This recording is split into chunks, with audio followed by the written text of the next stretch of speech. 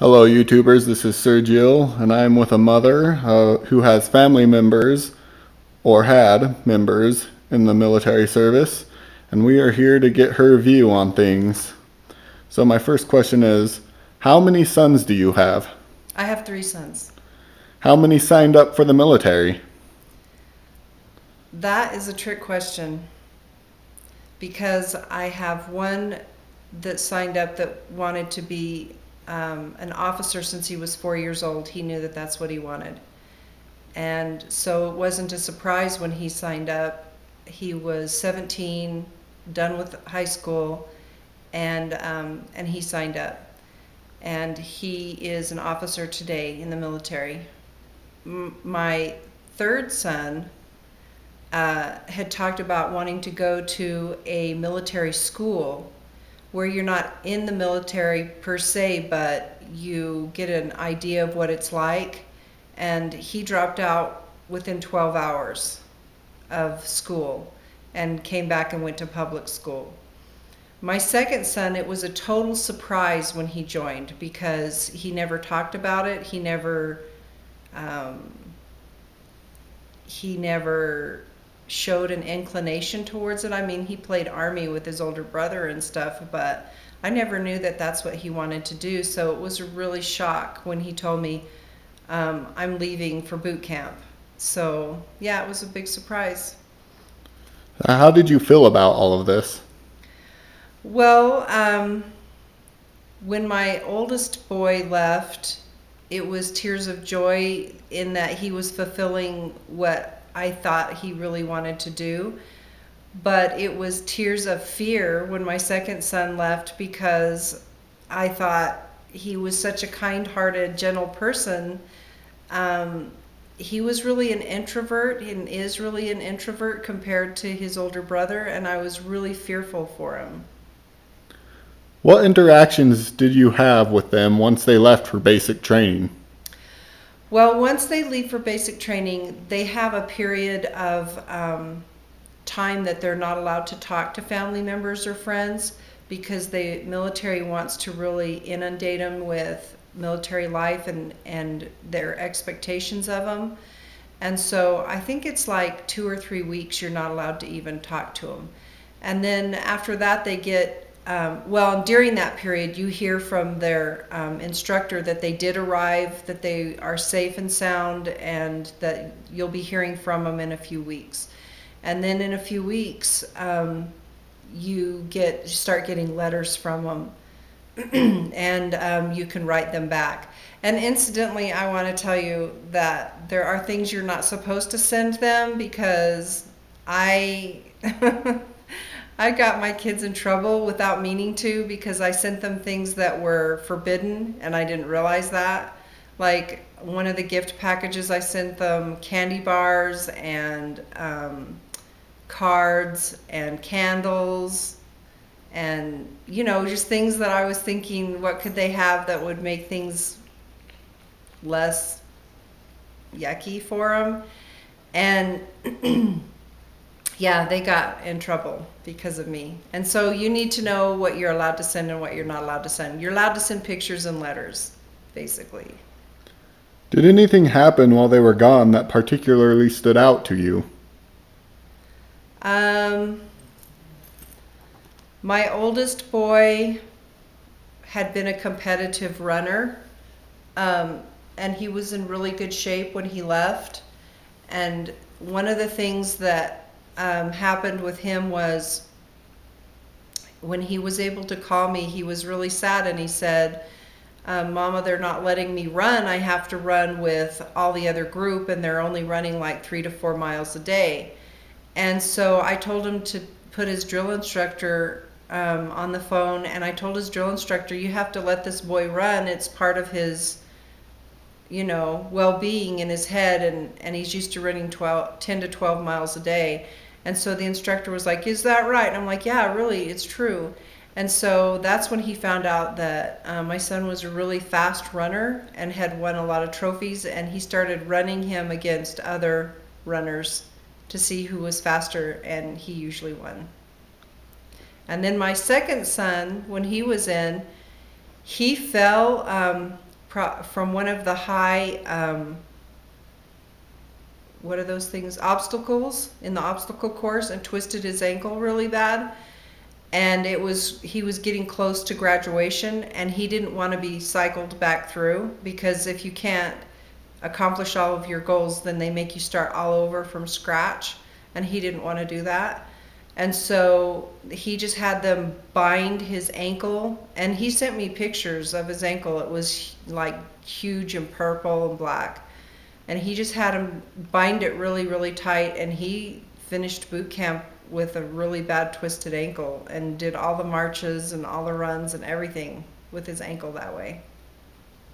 What was it like to attend their graduation ceremonies?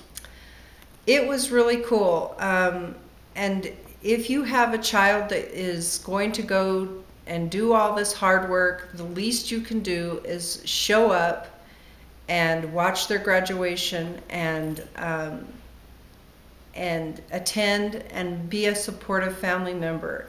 I felt really bad for some of the service members that were graduating boot camp, and they didn't have not one single soul show up to support them from their families. And I felt really, really bad for them.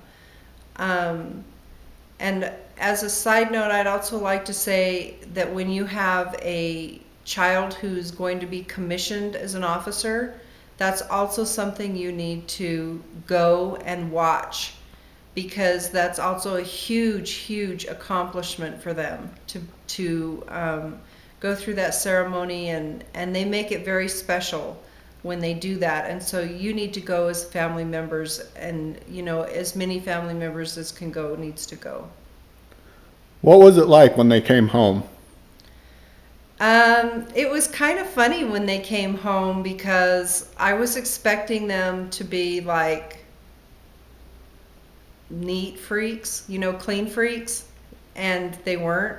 They were like the same old people they were before they left, which was like disorganized organization of chaos in a sense. It was kind of funny, but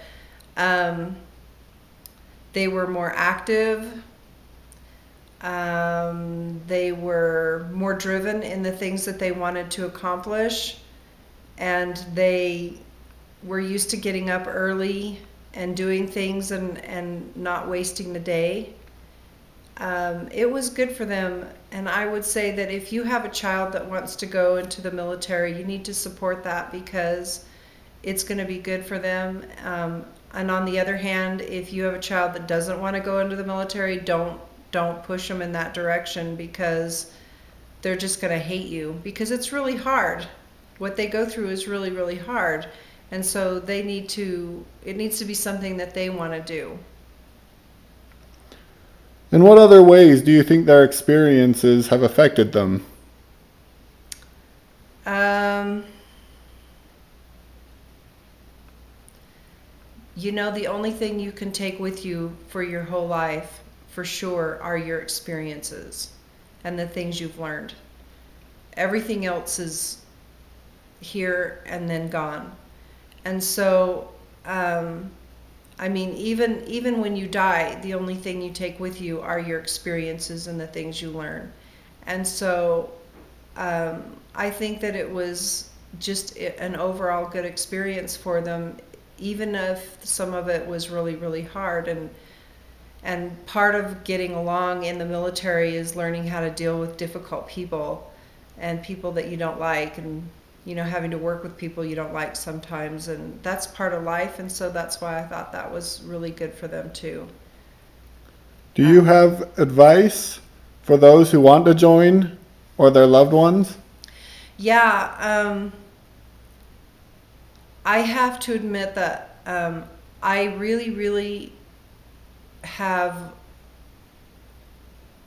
been upset at people in the past when they say that their children want to join the military, but they discouraged them, and have even come out and forbid them, because they're afraid that they might get hurt. Man, how many people do you know of that have died that weren't ever in the military? I mean, a lot. And so what you're saying is you want to stunt their growth, and that's really, really bad. And also, it made me angry to think, well, it's okay for my child to go serve in the military and for me to risk my son going out and working and doing the things that need to maintain the safety of our country, but you only want to sit on your laurels and keep your family safe and sound, and you know you don't want to risk anything. That's where I think that Israel has the right idea. I think that in Israel it's a rule that every girl and boy have to serve in the military. It teaches you national pride for one thing, and it teaches you how to take care of yourself. You learn hand-to-hand combat, you learn shooting, and I think it's really good for, it would be really good for our country if we did that. Are there any thoughts you'd like to share with the viewers? Yeah, I think that if you are sitting on the fence and don't like what you see, what's happening to our country right now, you're part of the problem. You need to get off the fence. You need to start being more active in participating in the decisions that are made in this country. You need to be on a first name basis with your senators, with your representatives. They need to know when they hear from you exactly who you are, because they've heard from you so many times. You know, freedom isn't free. Freedom it comes at a great cost.